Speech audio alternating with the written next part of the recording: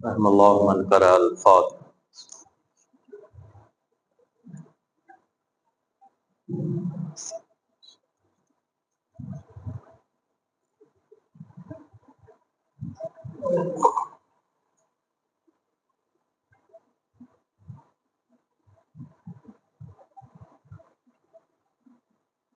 لا حول ولا قوة الا باللہ العلی العظیم. اعوذ باللہ من الشیطان اللعین الرجیم. بسم اللہ الرحمن الرحیم. رب اشرح لی صدری ویسر لی امری واحلل عقدۃ من لسانی یفقهوا قولی.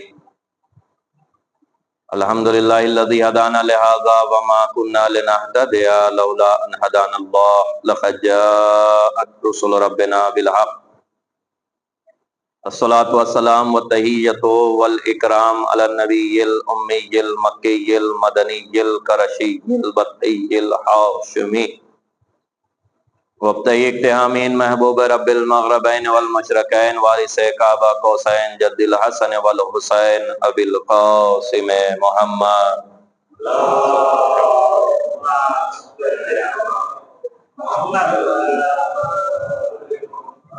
وعلیہ الطیبین الطاہرین المعصومین المظلومین المنتجبین المنتخبین الذین اذهب اللہ عنہم الرجس وطہرہم تطہیرا.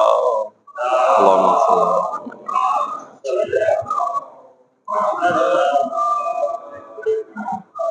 ولعنۃ اللہ علی اعدائہم اجمعین من یوم عداوتہم الی یوم الدین. اما بعد فقد قال اللہ تبارک وتعالی فی قرآنہ المجید وهو اصدق الصادقین. بسم اللہ الرحمن الرحیم. یا ایتھا النفس المطمئنہ ارجعی الی ربک راضیۃ مرضیہ فادخلی فی عبادی وادخلی جنتی. صلوات پڑھ محمد و آل محمد پر.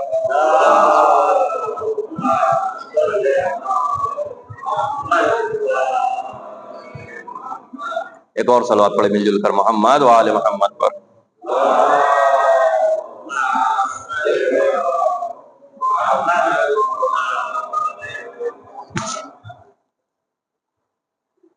عزیزان گرامی کا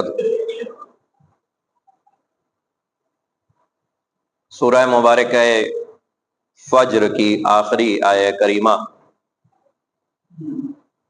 کہ جس کو بارہا آپ حضرات نے مجالسوں میں سنا ہوگا اور اس کے ترجمے سے بھی بخوبی واقف ہیں. ارشاد رب العزت ہو رہا ہے یا ایتھا النفس المطمئنہ، اے نفس مطمئنہ، ارجعی الی ربک، اپنے پروردگار کی طرف پلٹ آ. راضیۃ مرضیہ اس طریقے سے کہ تو اپنے پروردگار سے راضی ہے اور تیرا پروردگار تجھ سے راضی. فادخلی فی عبادی، میرے بندوں میں شامل ہو جا. وادخلی جنتی، اور میری جنت میں شامل ہو جا، داخل ہو جا.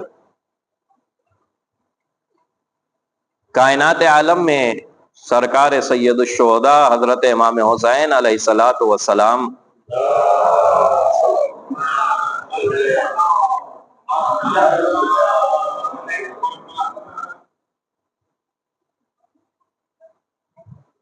کے نام کا فرش عزا اور ان کا ذکر مبارک ہی لوگوں کو کافی ہے صراط مستقیم پر لانے کے لیے، جنت میں داخل کروانے کے لیے. یہ فرش عزا، یہ اشک عزا، یہ کتنے قیمتی ہیں جس کا اندازہ ہم دنیا میں رہ کر نہیں لگا سکتے. روایات کہتی ہیں کہ امام حسین علیہ السلام کی مظلومی کو یاد کر کے بہایا گیا ہوا آنسو کا ایک قطرہ بھی کافی ہے پروردگار کی پوری جہنم کو خاموش کرنے کے لیے.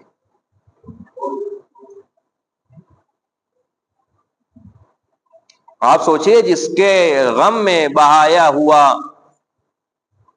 آنسو کا ایک قطرہ اتنی اہمیت رکھتا ہو، تو جو زندگی بھر ہم گریا کر رہے ہیں، ہم اشک بہا رہے ہیں، اس کا صلہ کیا ہوگا، اس کا اجر کیا ہوگا، ہم اندازہ نہیں لگا سکتے۔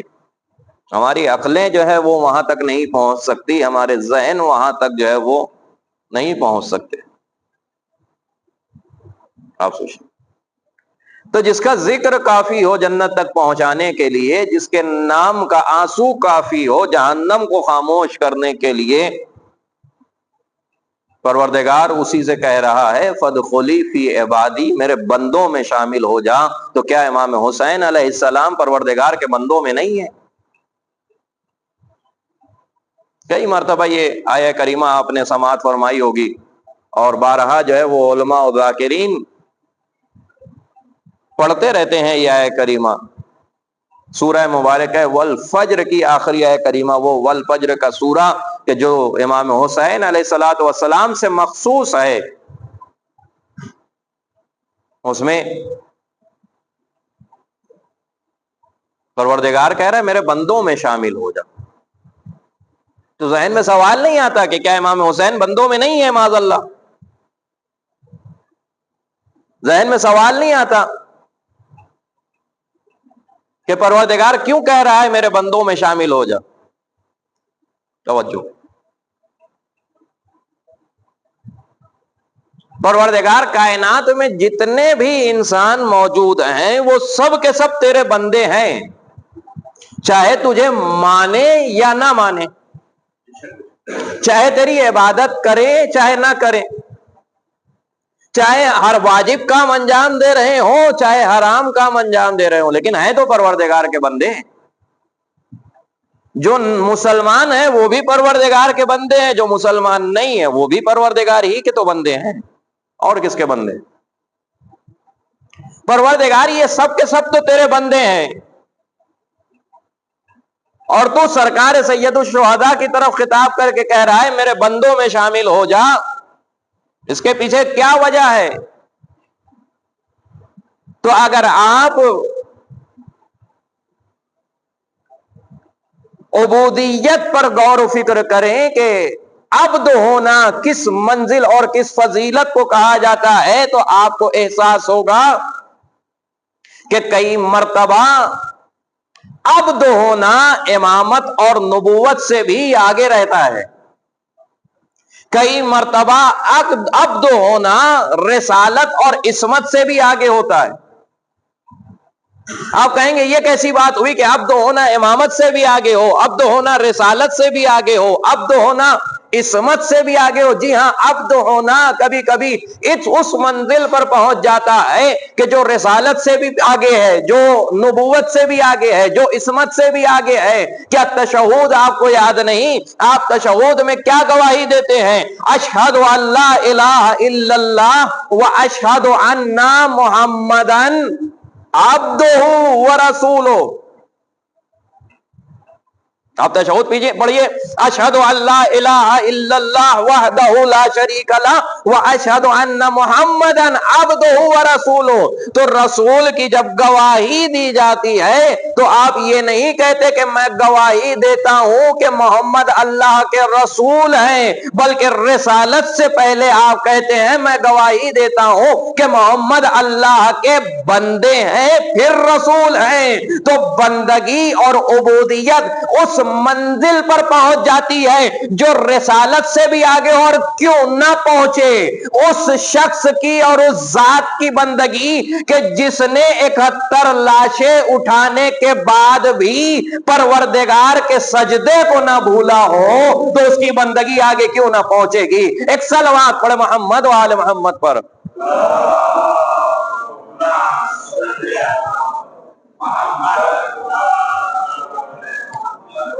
پروردگار 71 لاشیں عموماً ہوتا کیا ہے؟ جب ہمارے اوپر مصیبت آتی ہے، جب ہمارے اوپر مشکلیں آتی ہے، تو ہم سب سے پہلے پروردگار کو بھولتے ہیں۔ آپ دیکھیے، کسی کے گھر میں انتقال ہو جاتا ہے تو کیا اسے نمازیں یاد رہتی ہے؟ نہیں یاد رہے. 71 لاشیں اٹھانے کے بعد بھی جس نے سجدے کو نہ بھولا ہو تو وہ ہے بندہ.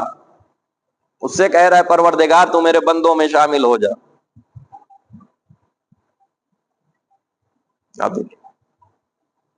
اور پھر کیسا بندہ. دنیا میں جب انسان آتا ہے اور دنیا سے جب انسان جاتا ہے، توجہ، تو یہ دو چیزیں میں آپ کے سامنے بارہا عرض کر چکا ہوں، بار بار دہرانے کی ضرورت نہیں ہے کہ جب دنیا میں انسان آتا ہے اور جب دنیا سے انسان جاتا ہے تو یہ دونوں چیزیں پروردگار نے اپنے اختیار میں رکھی ہیں، بندوں کے اختیار میں نہیں دی کہ تم دنیا میں میری مرضی سے آؤ گے اور دنیا سے میری مرضی سے جاؤ گے. بندوں کے اختیار میں نہیں ہے. پروردگار نے یہ زندگی اور موت دونوں اپنی قدرت میں رکھی ہے. توجہ. انسان کے سینے کے اندر دو نفس پایا جاتا ہے، ایک نفس لوامہ ہے اور دوسرا نفس امارہ. نفس امارہ انسان کو بری چیزوں کی طرف لے جاتا ہے، برائی کی طرف لے جاتا ہے، اور نفس لوامہ انسان کو اچھائی کی طرف لے جاتا ہے. چاہے نفس امارہ ہو چاہے نفس لوامہ ہو، یہ دونوں نفس ہر انسان کے اندر پائے جاتے ہیں، لیکن ان دونوں نفس کے ساتھ، ان دونوں نفس کے باوجود بھی انسان نہ زندگی پر اختیار رکھتا ہے نہ موت پر اختیار ہے. زندگی بھی اس کے اختیار سے باہر ہے اور موت بھی اس کی قدرت سے باہر. یہ دونوں چیزیں پروردگار نے اپنی مرضی میں رکھی. توجہ. یہ دونوں چیزیں پروردگار نے بندوں کے حوالے نہیں کی، اس لیے کہ پروردگار کو پتا تھا کہ اگر زندگی اور موت بندوں کے ہاتھ میں رکھ دوں گا تو پھر بندے اپنے اعتبار سے زندگی گزاریں گے. بندوں کے ہاتھ میں رکھ دوں گا، میں نے عرض کیا تھا آپ کے سامنے کہ بندوں کے ہاتھ میں رکھ دوں گا کہ ہر انسان کو پتا ہوگا کہ اس کی کتنی عمر ہے، تو انسان اپنی زندگی کو ڈیوائیڈ کر دے گا کہ اتنی زندگی جو ہے وہ ہمارے لیے، اتنی زندگی گھر بار کے لیے، اتنی زندگی اولاد کے لیے، اور پھر اتنی بچی ہوئی زندگی پروردگار کے لیے. تو پروردگار نے زندگی اور موت ہاتھ میں نہیں رکھی. اب توجہ چاہتا ہوں آپ کی. کیا ارشاد ہو رہا ہے؟ یا ایتھا النفس المطمئنہ، اے نفس مطمئنہ اپنے پروردگار کی طرف لوٹ آ اس طریقے سے کہ تو مجھ سے راضی اور تیرا پروردگار تجھ سے راضی. کائنات میں انسان کے پاس نفس امارہ ہو چاہے نفس لوامہ ہو، ان دونوں کے باوجود نہ زندگی اس کی قدرت میں ہے نہ موت اس کے اختیار میں ہے. لیکن جب عبودیت کا مرحلہ اپنے انجام تک پہنچتا ہے اور بات نفس مطمئنہ کی آتی ہے تو اب پروردگار آواز دیتا ہے، اے نفس مطمئنہ تو میری طرف ایسے لوٹ آ کہ جیسے تیری مرضی ہے لوٹ آنے کی. اب نہیں کہہ رہا کہ میری مرضی سے لوٹا، نہیں، تو مجھ سے راضی ہو میں تجھ سے راضی. اس کا مطلب ہے کہ میری مرضی سے تو آشنا ہے اور تیری مرضی سے مجھے پتا ہے. آپ دیکھیں. اب آج جب زندگی اور موت کی آ گئی ہے، اور چونکہ اگرچہ شب اربعین ہے لیکن شب اربعین کے ساتھ ساتھ یہ شب جمعہ بھی ہے، لہذا چند باتیں شب جمعہ کے حوالے سے بھی بیان کرنا چاہوں گا. ایک صلوات پڑھے محمد و آل محمد پر.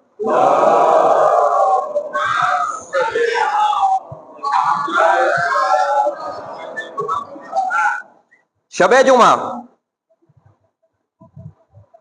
جس طریقے سے پروردگار عالم نے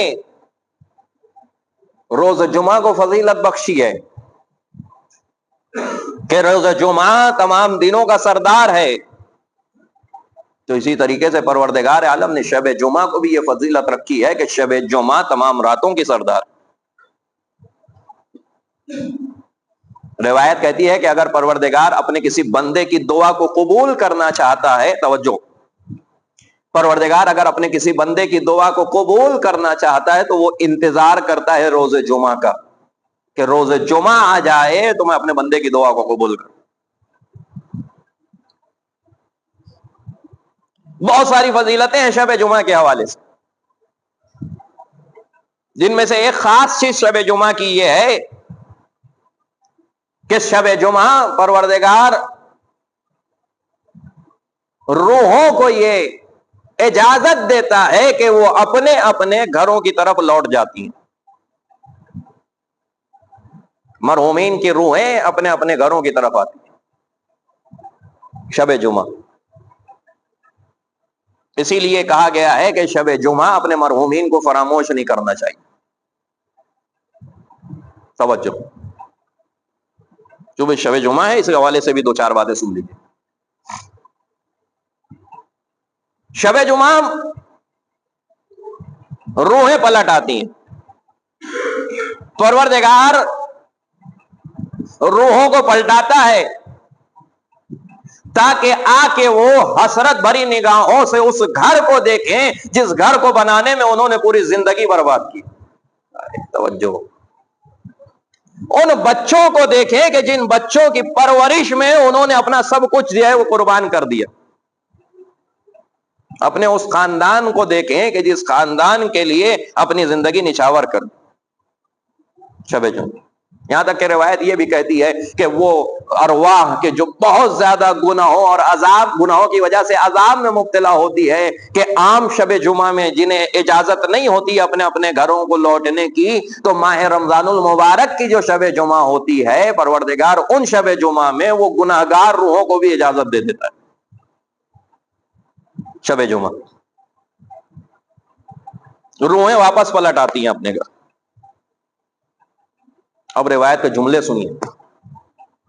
روایت کہتی ہے کہ یہ روحیں پلٹ آنے کے بعد دروازے کے باہر کھڑے ہو کر ایسے آواز لگاتی ہے کہ جس طریقے سے کوئی فقیر دروازے پہ کھڑے ہو کے آواز لگاتا ہے. اور وہ آواز لگاتی ہے کہ اے میرے گھر والوں، اے میرے خاندان والوں، اگر تم کھانا کھا کر اپنا پیٹ بھر چکے ہو اور شکم سیر ہو چکے ہو تو تھوڑا سا ہماری بھی فکر کر لو.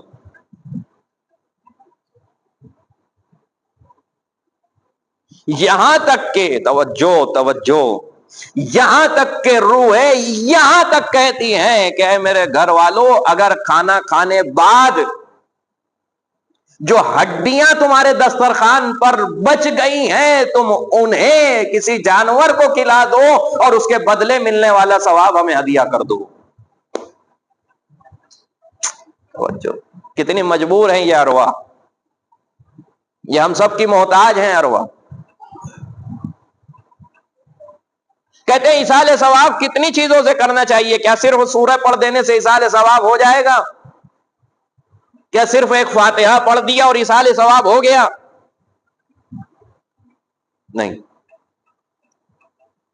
پروردگار کی راہ میں اٹھایا ہوا ایک ایک قدم اپنے اندر ثواب رکھتا ہے، اور ہر وہ قدم کہ جو پروردگار کے لیے اٹھایا جائے وہ ایصال کیا جا سکتا ہے مرحومین کو. تو جو شب جمعہ کے حوالے سے کچھ گفتگو کر رہا ہوں آپ کی، سنیے گا، شاید آپ کے لیے کسی کام کی بات. ایک ایک قدم جو واجبات ہم انجام دیتے ہیں، ہم واجبات کو ایصال نہیں کر سکتے، لیکن جو مستحبات ہیں انہیں ہم ایصال کر سکتے ہیں. اچھا، ایصال کا فائدہ کیا ہوتا ہے؟ ہمارے چھوٹے بھائیوں کے ذہن میں شاید سوال آتا ہو کہ جو ہے وہ اگر ہم کسی نیک کام کو انجام دے رہے ہوں اور وہ نیک کام اگر ہم اپنے مرحومین کو ثواب کر دیں تو کیا اس کا مطلب یہ ہوگا کہ اس نیک کام کا ثواب ہمیں نہیں ملے گا، وہ ثواب مرحومین کو مل جائے گا؟ ہوتا ہے ذہنوں میں یہ سوال. تو بات یہ ہے کہ جب بھی آپ کوئی نیک کام انجام دے رہے ہیں تو اس نیک کام کا جو اصل ثواب ہے وہ تو صرف آپ کے نامہ اعمال میں لکھا گیا. لیکن اگر آپ اسے ایصال کر رہے ہیں تو جو اصل ثواب ہے وہ تو آپ کے نامہ اعمال میں ہے، لیکن اگر آپ اس ثواب کو دوسروں تک بھی پہنچانا چاہتے ہیں تو پروردگار کا یہ فضل اور کرم ہے کہ جیسے ہی آپ ایصال کرتے ہیں تو پروردگار آپ ہی کے ثواب کو کاپی پیسٹ کرتا ہے دوسرے مرحومین کی طرف. یعنی جو آپ کو مل رہا ہے وہ تو آپ کو مل رہا ہے.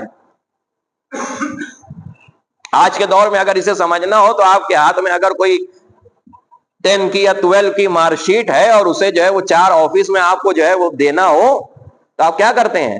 آپ اس کی فوٹو کاپی کرا دیتے، زیروکس کرا دیتے. تو زیروکس کرانے سے کیا ہوتا ہے؟ اصل جو رہتی ہے وہ آپ کے پاس رہتی ہے، لیکن اس کی فوٹو کاپی جو رہتی ہے وہ بقیہ لوگوں کے پاس پہنچ جاتی ہے.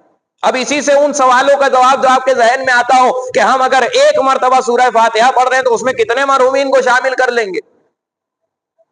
کیا ایک مرحوم کو شامل کیا گیا تو 100% ثواب ملے گا. 2 کو شامل کر لیا تو 50-50 مل جائے گا, 4 کو شامل کر لیا تو 25-25 بڑھ جائے گا. کیا ایسا ہے؟ تو یہ ایسا سوال تب ہمارے ذہن میں آتا ہے جب ہم پروردگار کو عام انسانوں جیسا سمجھنے لگتے ہیں. پروردگار ہماری طرح کنجوس نہیں ہے. جب ہم ایک سورہ فاتحہ میں کسی بھی مرحوم کو شامل کرتے ہیں اور اس کو اسال کرتے ہیں تو چاہے 10 ہو چاہے 10,000 ہو, پروردگار سب کو برابر سے ثواب دیتا ہے. یہ پروردگار کا کرم ہے. پروردگار سب کو برابر دیتا.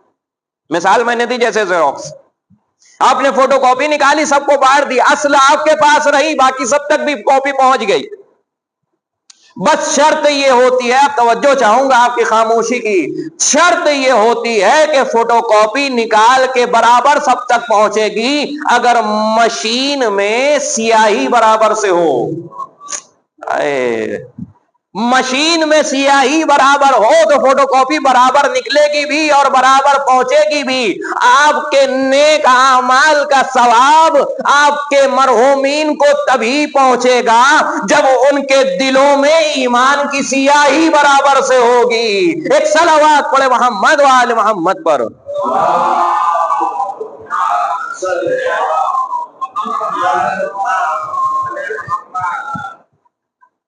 آپ دیکھیے, ایمان اگر مکمل نہیں ہے تو پھر آپ ثواب پہنچاتے رہیے. اب ایک اور چیز, آخری بات شب جمعہ کے حوالے سے.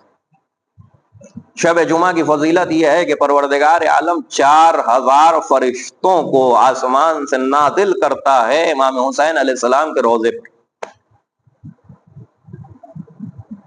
اور وہ فرشتے روضے کا طواف کرتے ہیں. رات بھر وہ فرشتے روضے کا طواف کرتے ہیں. جب صبح ہوتی ہے تو پھر وہ فرشتے واپس عرش پہ جاتے ہیں. اب جب فرشتوں کے نازل ہونے کی بات آئی ہے تو اسی روایت کو میں فرش اعضا سے ملا دوں.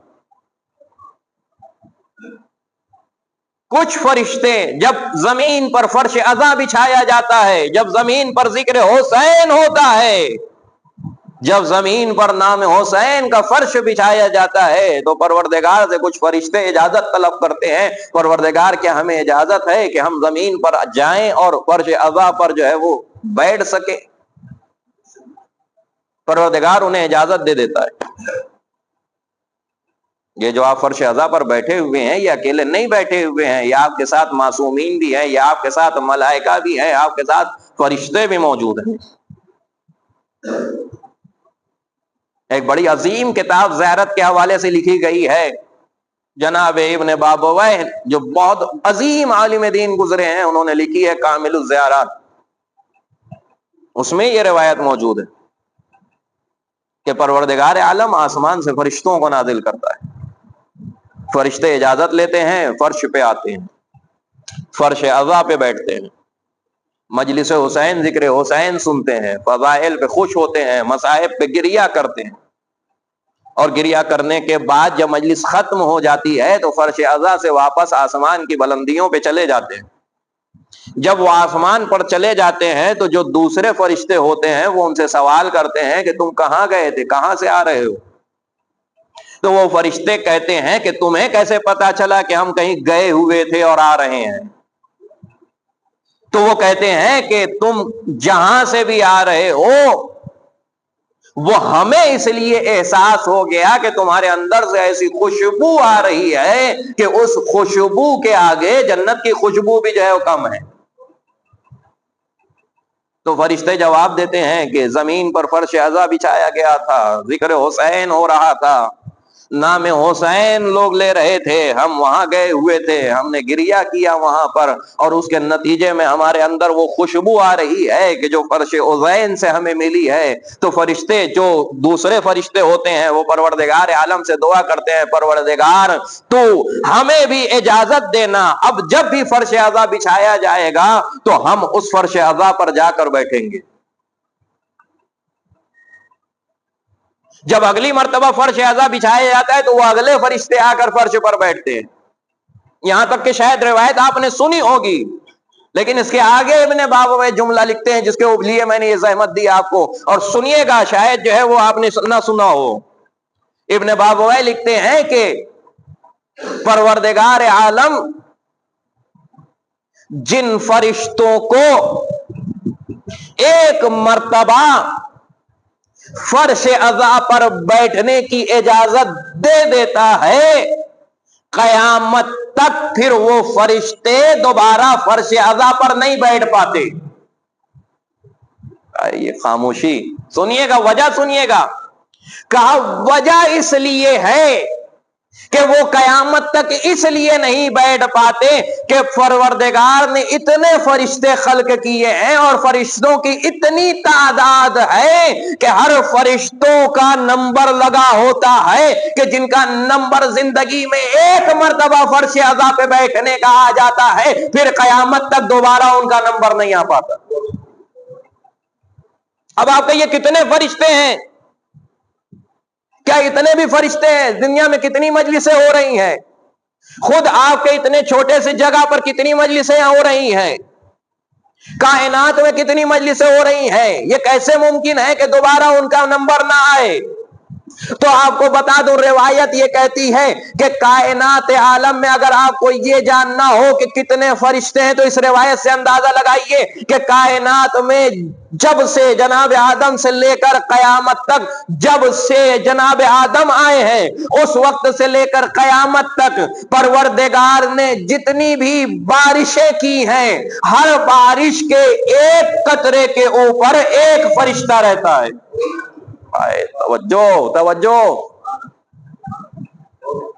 اب آپ اندازہ لگائیے کتنی بارشیں ہو رہی ہیں دنیا میں، ہر بارش کے ایک قطرے کے اوپر ایک فرشتہ رہتا ہے جو اس بات کا اندازہ لگاتا ہے کہ یہ قطرہ کہاں سے چلا تھا، کہاں گیا، کہاں ملا، کیا ہوا، اس کا حساب رہتا ہے۔ اب کائنات میں کتنی بارشیں ہیں اور پھر کتنے فرشتے ہیں، تو اب آپ کی سمجھ میں آیا کہ جو فرشتہ ایک مرتبہ فرش اعلیٰ تک آ گیا وہ دوبارہ فرش اسے نصیب۔ اب تو اپنے نصیبوں کو سلام کرو، اب تو اپنے آپ کو خوش نصیب بولو کہ فرشتوں کو تو ایک مرتبہ کے بعد فرش اعلیٰ نصیب نہیں ہوتا، اور یہ تمہاری خوش نصیبی ہے کہ کئی دن ایسے ہوتے ہیں کہ ایک نہیں تین تین چار چار مجلسوں میں بیٹھنا تمہیں نصیب ہو جاتا ہے۔ کئی دن ایسے ہوتے ہیں، ابھی آپ کے یہاں پروگرام ہونے والا ہے، ایک دن میں 3 مجلسیں ہوگی، تینوں میں شامل ہوں گے۔ اب جب یہاں تک آپ میرے ساتھ ہیں تو اب یہ جملہ بھی آپ کی سماعت کے حوالے کرنا چاہوں گا کہ یہ آپ کا نصیب ہے کہ جس فرش پر ایک بار کے بعد دوبارہ فرشتوں کو بیٹھنا نہیں ملتا، آپ کو نہ جانے کتنی مرتبہ بیٹھنا ملتا ہے، اور جہاں یہ نصیب ہے کہ آپ کو بیٹھنا ملتا ہے، وہیں وہ کتنے بد نصیب ہیں کہ جو گھر سے نکلتے تو ہیں لیکن فرش اعلیٰ نصیب نہیں ہوتا۔ صلوات پڑھے محمد و آل محمد پر۔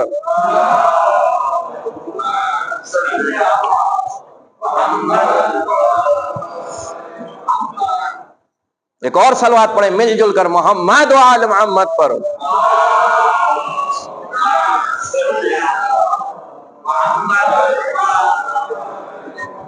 اب آپ دیکھیے کتنی عظیم نعمت ہے ہمارے ہاتھ میں، فرش اعلیٰ پہ آپ بیٹھے ہوئے۔ اب آپ دیکھیے کہ فرش اعلیٰ ہے کیا۔ روایت کہتی ہے کہ، سنیے گا آخری بات اور ختم دعا، روایت کہتی ہے کہ رسول کی حدیث ہے، رسول فرماتے ہیں کہ 1 گھنٹہ کسی مجلس علمی میں بیٹھنے کا ثواب 12,000 ختم قرآن کے برابر ہے۔ توجہ، 1 گھنٹہ کسی مجلس علمی میں بیٹھنے کا ثواب 12,000 ختم قرآن کے برابر۔ اب آپ دیکھیے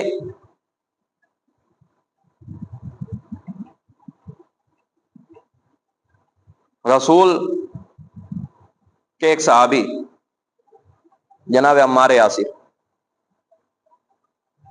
ان کے سامنے رسول نے عرض کیا تھا کہ تشییع جنازہ جو جنازے میں اور میت میں شامل ہونے کا ثواب ہے وہ بیان کیا تھا رسول نے۔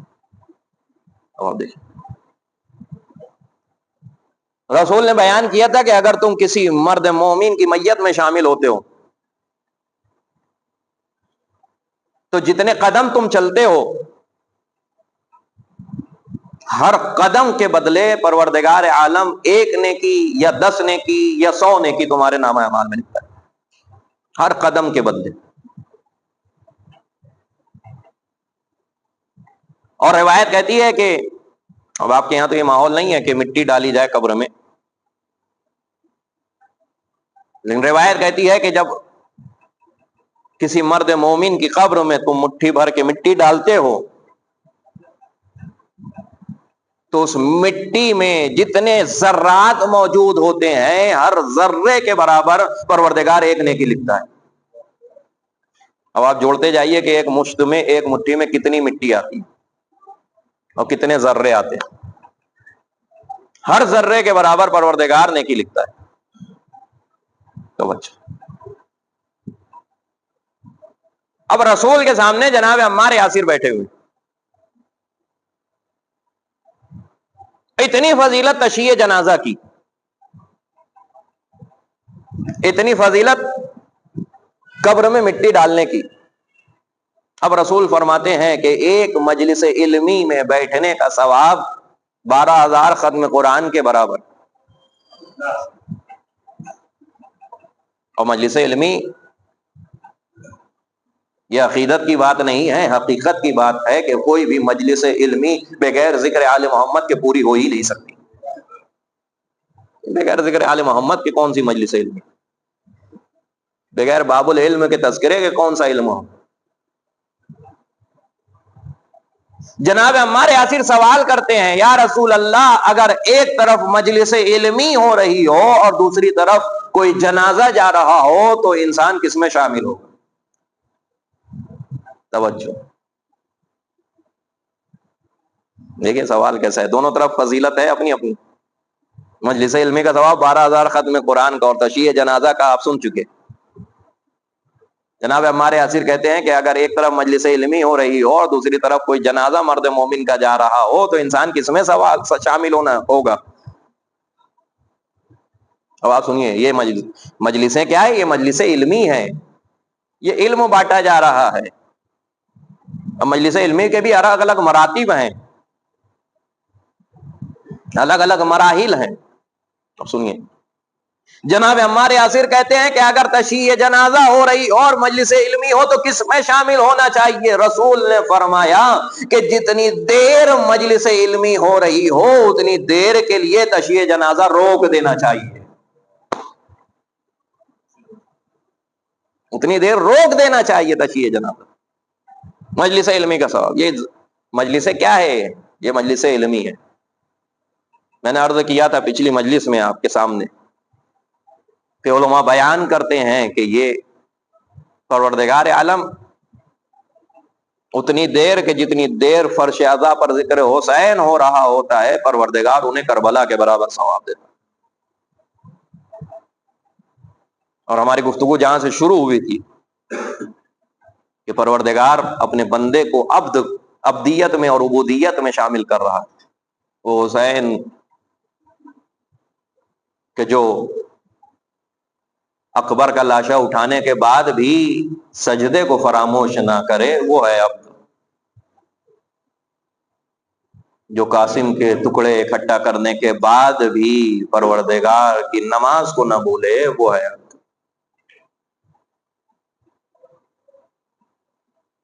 وہ حسین کہ جو اپنی آنکھوں کے سامنے اپنے 6 مہینے کے بچے کے گلے پر تیر دیکھے، وہ ہے عبد، ہے عبد۔ وہ حسین کہ جو کمر کو تھامے ہوئے آواز دے رہا ہو، انکسرت ظہری یا اخی، اے بھائی عباس تیرے مرنے نے میری کمر توڑ دی، وہ ہے عبد۔ اجرکم اللہ۔ شب اربعین ہے عزیزو،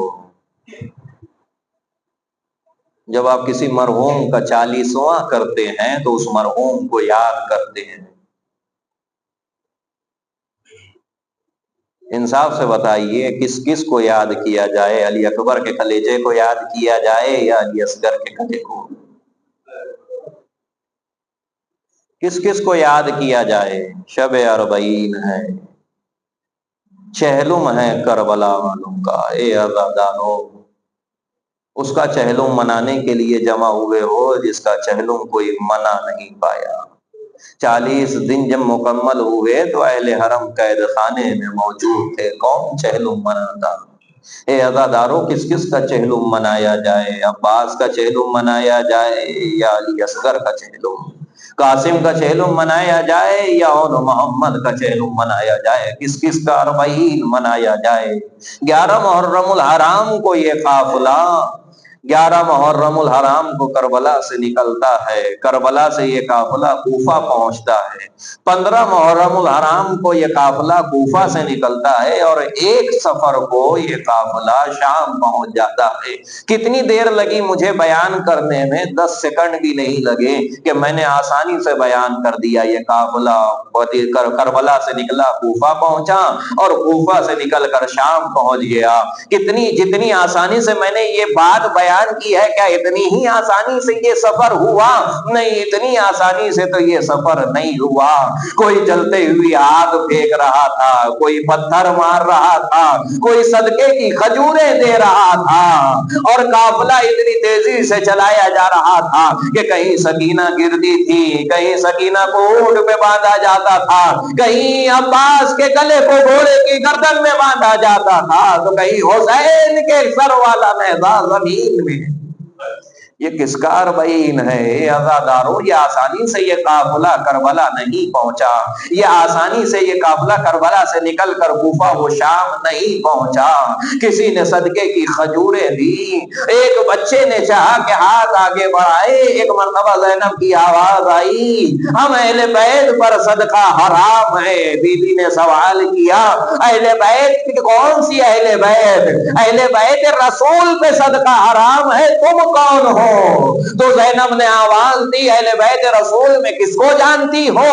کہا اہل بیت رسول میں اس وقت حسین موجود ہے۔ کہا اور کوئی موجود ہے؟ کہا حسین کی بہن موجود ہے۔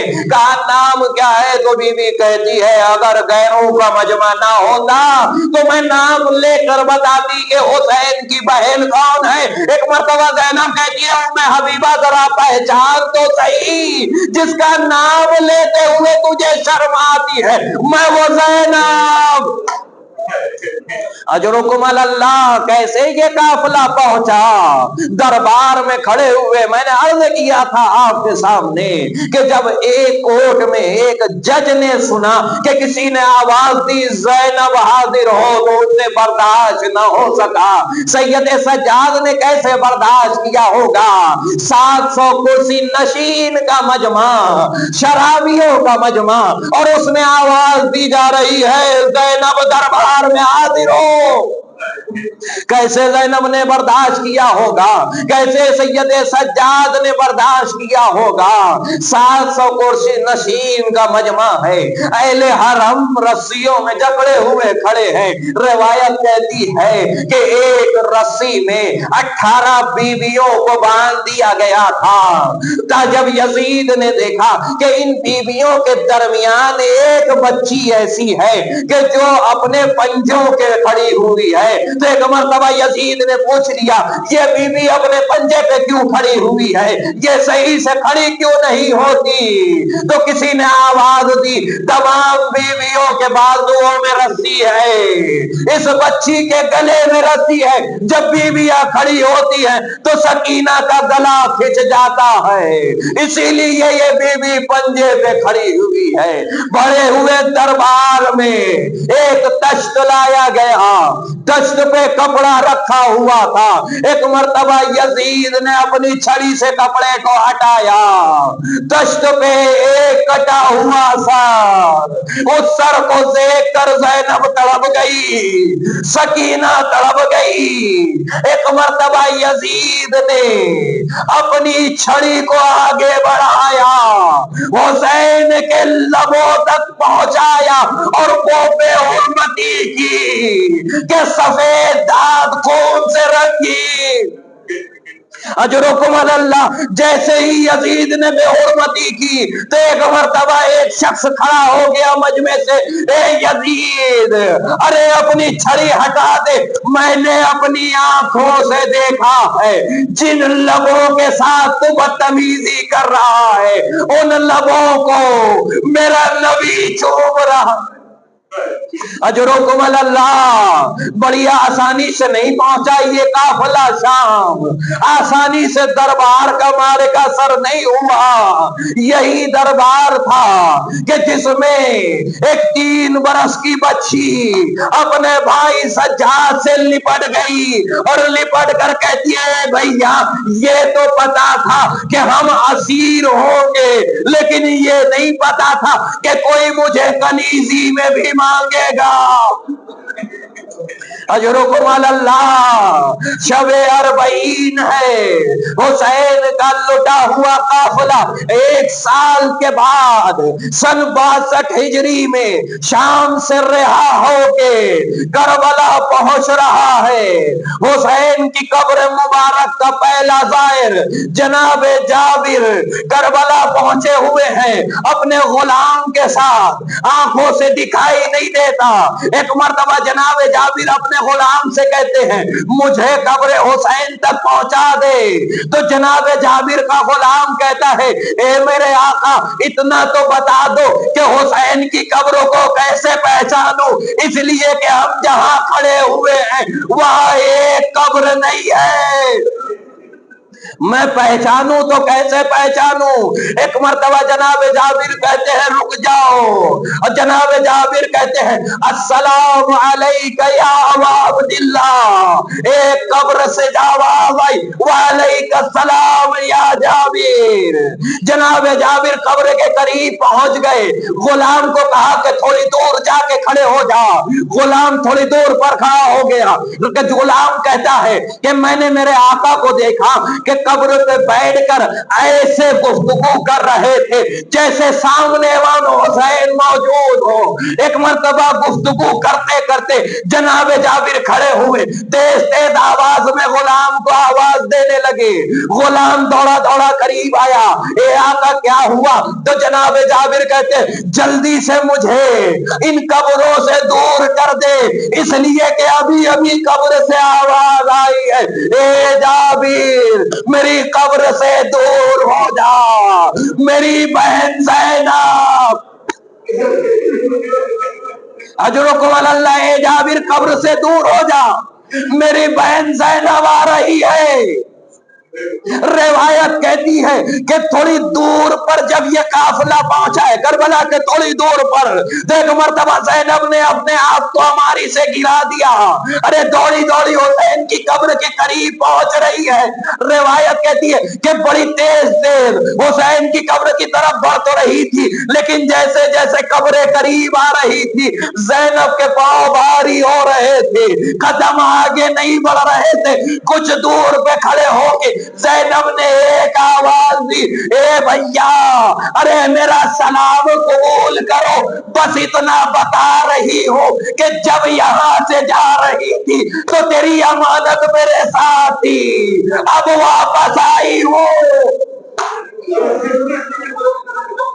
آخری جملہ اور ختم دعا, اب واپس آئی ہوں تو تیری امانت زندان میں سنا کے آئی ہوں. سید سجاد سے سوال کرتی ہے بیٹا سید سجاد ارے آگے آؤ, ہمیں قبر کا نشان بتاؤ, یہ بتاؤ کہاں میرا بھائی مظلوم دفن ہے. اے سید سجاد تم بتاؤ کہاں میرا علی اصغر ہے؟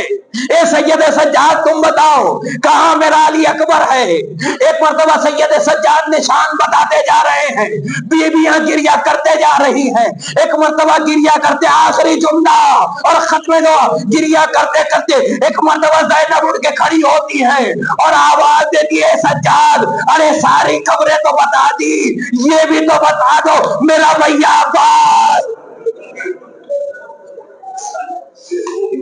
یہ بھی تو بتا دو میرے عباس کی قبر، میرے عباس کی قبر کہاں ہے؟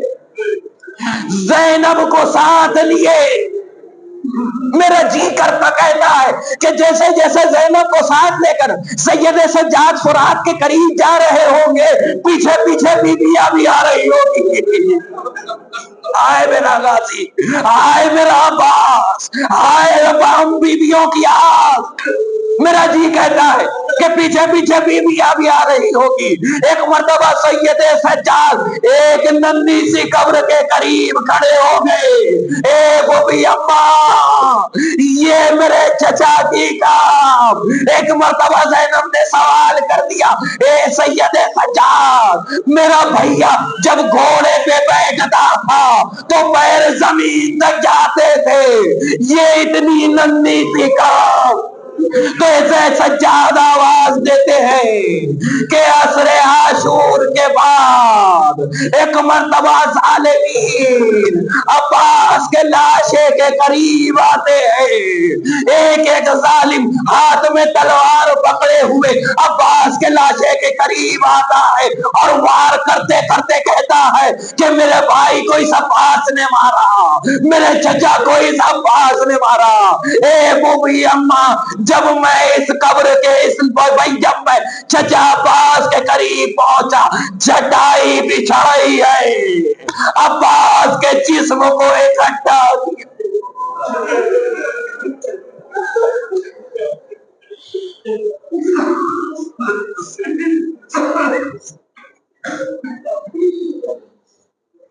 سيعلم الذين ظلموا أي منقلب ينقلبون إن لله وإنا إليه راجعون۔